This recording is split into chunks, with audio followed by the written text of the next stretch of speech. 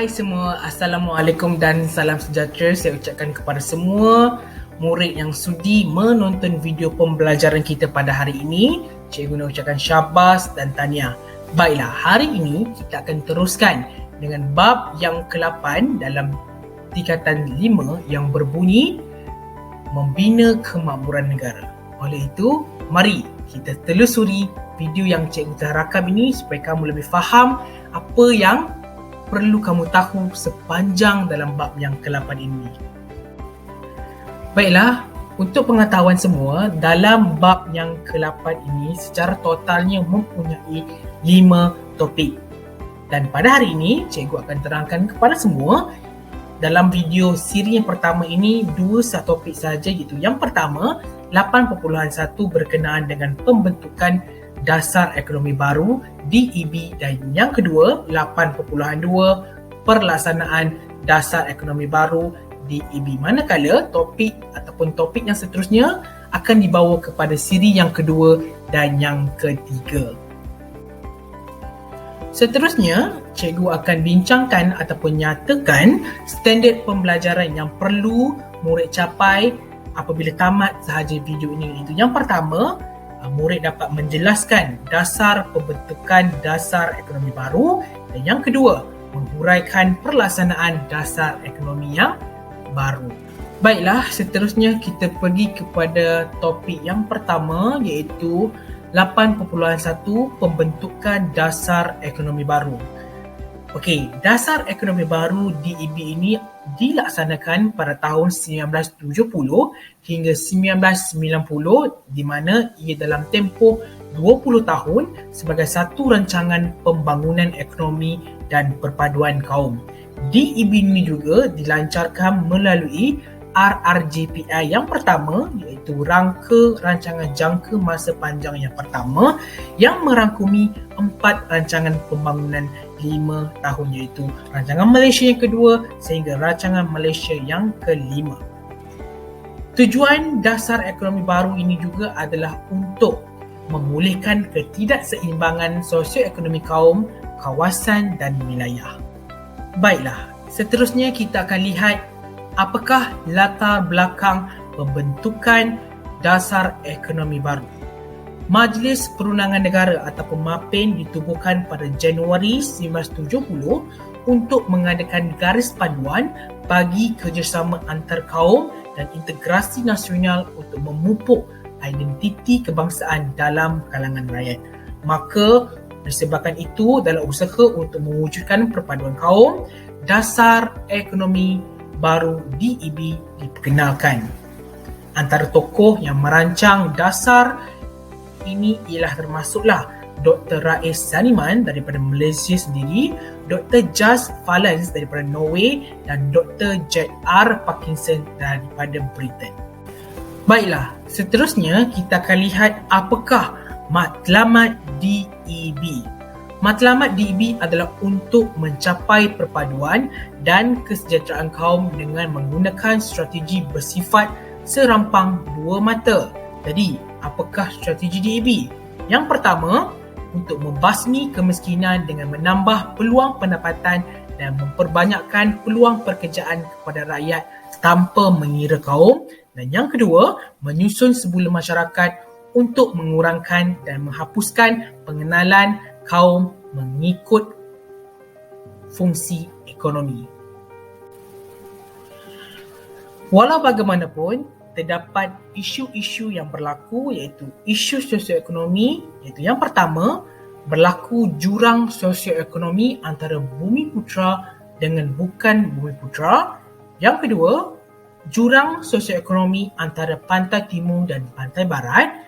Yang ketiga, jurang sosioekonomi antara masyarakat dengan desa dan bandar. Dan yang terakhir adalah jurang sosioekonomi antara negeri pelaksanaan dasar ekonomi baru DEB. Seterusnya, kita akan lihat 8.2 iaitu pelaksanaan dasar ekonomi baru. Bagaimana sesebuah dasar itu dilaksanakan? Kita akan lihat.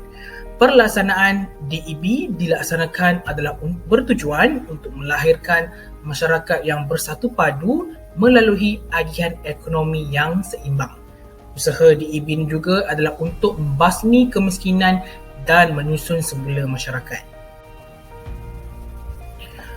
Jadi, apakah langkah-langkah yang telah dilaksanakan oleh kerajaan untuk melancarkan ataupun melaksanakan dasar ekonomi baru? Kita dapat lihat yang pertama dengan meningkatkan taraf hidup rakyat, yang kedua memperkenalkan rancangan buku hijau, yang ketiga memperkasa peranan agensi kerajaan, yang keempat pembangunan tanah oleh Felda, yang kelima pembangunan wilayah, yang keenam pemilikan modal saham, dan yang terakhir pengenalan industri kecil dan sederhana IKS.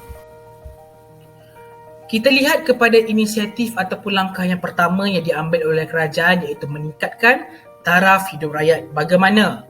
Baiklah, penduduk terbahagi kepada dua, iaitu yang pertama penduduk luar bandar dan penduduk bandar. Kita lihat dulu yang pertama, penduduk luar bandar.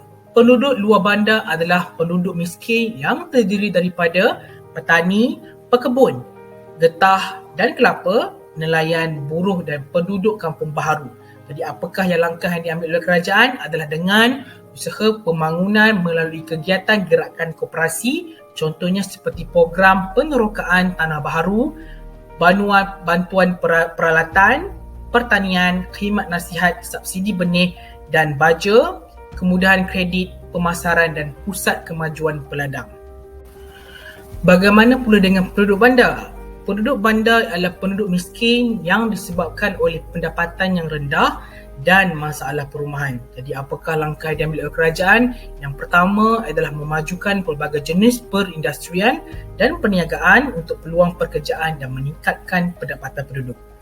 Selain daripada itu, kerajaan juga menyediakan kemudahan seperti pendidikan, bantuan air, elektrik, jalan raya, bantuan beasiswa dan buku teks yang percuma, makanan tambahan kepada kanak-kanak dan program rumah murah. Seterusnya, kita lihat rancangan yang kedua ataupun program yang dilaksanakan oleh kerajaan untuk merealisasikan DEB adalah dengan pengenalan rancangan buku hijau. Jadi apakah matlamat rancangan buku hijau? Matlamatnya adalah untuk menambah pendapatan rakyat dan pengeluaran bahan makanan supaya cukup untuk keperluan negara dengan memberi tumpuan sepenuhnya kepada penggunaan tanah seperti mengusahakan tanaman jangka masa pendek, perkebunan berkelompok, peternakan, pemasaran yang baik dan program kecil yang lain. Langkah yang ketiga yang diambil oleh kerajaan untuk merealisasikan DEB adalah dengan peranan agensi kerajaan yang bertujuan untuk mempromosikan pelbagai kegiatan ekonomi untuk membuka peluang pekerjaan kepada semua kaum dan menambahkan pendapatan rakyat dengan memberi bantuan dari segi peralatan, biji benih, kemudahan pinjaman serta khidmat nasihat.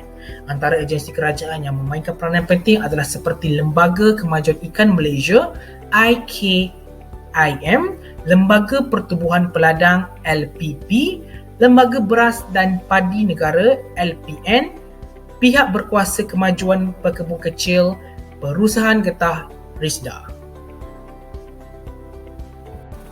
Langkah yang keempat pula yang diambil oleh kerajaan adalah dengan melalui Lembaga Kemajuan Tanah Persekutuan Felda dan Pembangunan Tanah. Mereka akan diberikan tanah sebanyak 10 ekar untuk usahakan tanaman kelapa sawit, getah dan rumah kediaman. Terdapat kemudahan seperti klinik, sekolah, pengangkutan dan koperasi di Felda tersebut.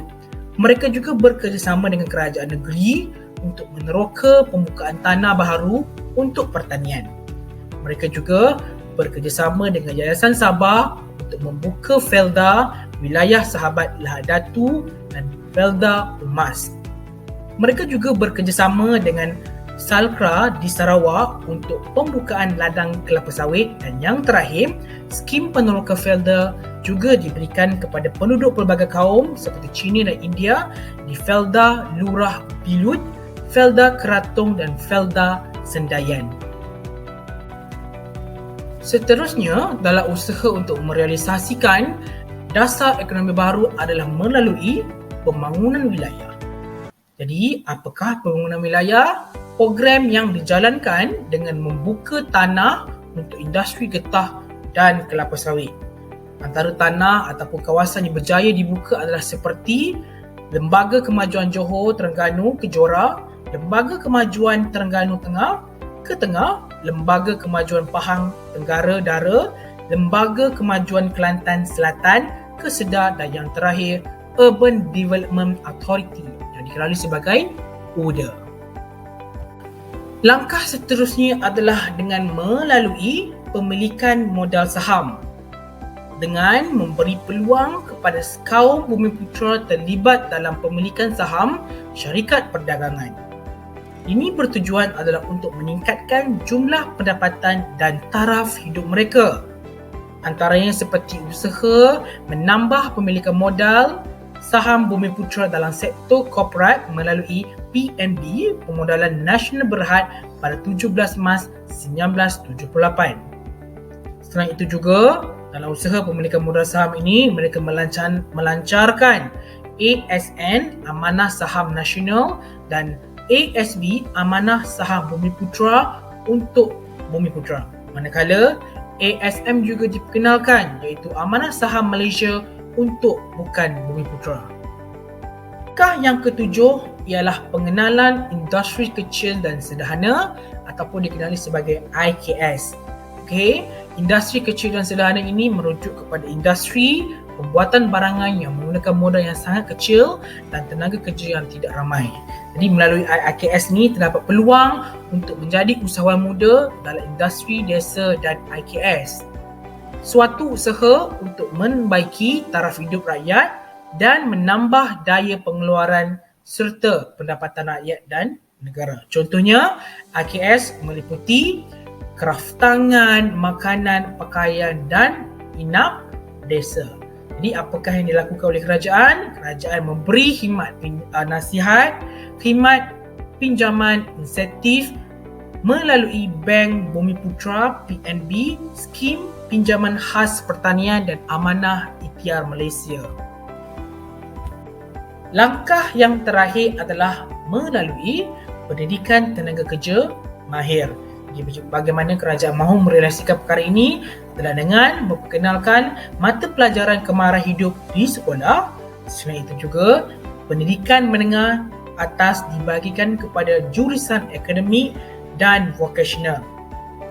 Kerajaan juga menubuhkan sekolah teknik dan vokasional, maktab perguruan teknik, Politeknik Universiti Teknologi Malaysia dan Institut Teknologi MARA. Kerajaan juga menawarkan kursus kemahiran dalam pelbagai bidang bagi menampung permintaan terhadap tenaga kerja mahir. Secara rumusannya, semua langkah yang dilaksanakan bertujuan membasmi kemiskinan dan menyusun semula masyarakat untuk mencapai matlamat perpaduan negara. Segala program pembangunan yang dilaksanakan seiring dengan penjagaan alam sekitar negara kita. Kita perlu meningkatkan taraf hidup demi kemakmuran negara kita sendiri. Untuk menguji kefahaman murid terhadap topik 8.1 dan 8.2 ini, cikgu telah sediakan 3 soalan untuk kamu jawab. Yang pertama, apakah strategi dasar ekonomi baru di negara kita? 2 markah. Jadi, murid kena bagi 2 poin. Yang kedua, jelaskan usaha kerajaan untuk meningkatkan taraf hidup rakyat Malaysia. 4 markah, meaning to say you have to give 4 point. Dan yang terakhir adalah bincangkan kesan jika sosioekonomi tidak dapat ditangani oleh kerajaan. 4 markah. So, you kena jawab. You have to give 4 point for it.